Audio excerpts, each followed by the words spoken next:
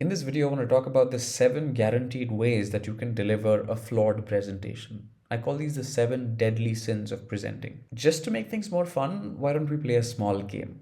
Let's keep score. Every time you find that you've committed one of these sins in the past, just track it, keep count. At the end of the video, if you find that you haven't committed even a single one of these sins, then it is unlikely that you've had a flawed event. All of the times that you've messed up have had at least one of these sins in common. So let's dig straight in.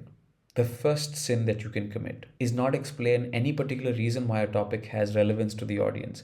If you can't articulate why an audience needs to listen to you and your topic, then you have nothing to say. And that's the problem. Many presentations are of great interest to the presenter, but not so much to the audience. There is no customization, there is no tailoring. These presentations have been built for the masses. And like anything built for the masses, you can't expect it to land well with every audience. It may land well a couple of times here and there, sporadically, but you can't ensure that it's a success. And the ultimate acid test to find out if what you're going to speak about is in fact interesting to the audience or not is charge people $100. Let people pay 100 rupees to come watch a presentation, and then you will really know who is the interested audience and who isn't. Sin number 2, use a presentation made for one audience with another audience. This is also quite common to see. I've seen where internal product presentations, if a new product is created, a spec sheet will be done. Somebody copy pastes this and puts the same thing on a presentation that you're pitching to a customer. Many times, these internal product presentations are used as is for a prospective lead. Do you think the audience can't tell? Sin number 3, tell the audience more than what they need to know. This is by far worse than boring an audience. My guess is that over 90% of all presentations delivered at work can be shorter than they actually are. Substantially shorter. Think of it this way, you've attended hundreds of presentations at work. Have you ever come out of a presentation saying, that presentation was great, but it was too short? It's unlikely. You're likely to have said that presentation was awful and it was too long. If an India Today or an NDTV can give you national headlines, all compressed and compiled within 30 minutes on primetime television at 9 p.m., then your presentation can be shorter. And I want to quote Voltaire here, who said that the secret to being a bore is to tell people everything. Sin number 4, show people slides and start reading from a script. How many such presentations have you had to sit through? I remember what we used to call professors like these back in undergrad days. Whenever a professor walked in, put up slides on the projector and started reading through a script or through the textbook, we used to call them PPT readers. We wouldn't call them professors or lecturers. We used to call them PPT readers.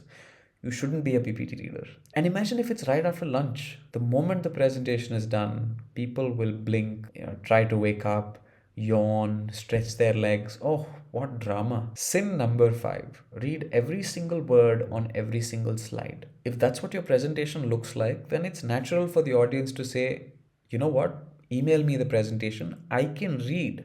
Sin number 6, tell the entire history of the work that you do and the work that your department does and all the certifications that you have, and waste time on the introduction and then profusely apologize for running out of time. It happens all the time. Through some sense of misguided direction, the presenter feels that their credentials, their life history, their organization's history is of primordial importance to the people listening. It's not. You're chewing up valuable time by going through these, arcane details, and then you find yourself desperately out of time towards the end.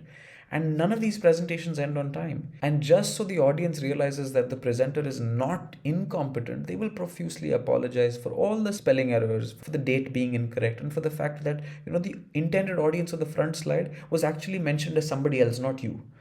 And they won't forget to add the icing on the cake, which is at the end of the presentation, after having consumed 15 extra minutes of your valuable time, they will tell you that they have a hard stop. And sin number 7, the last one, not rehearsing. If there was a guaranteed formula for failure, this is probably it.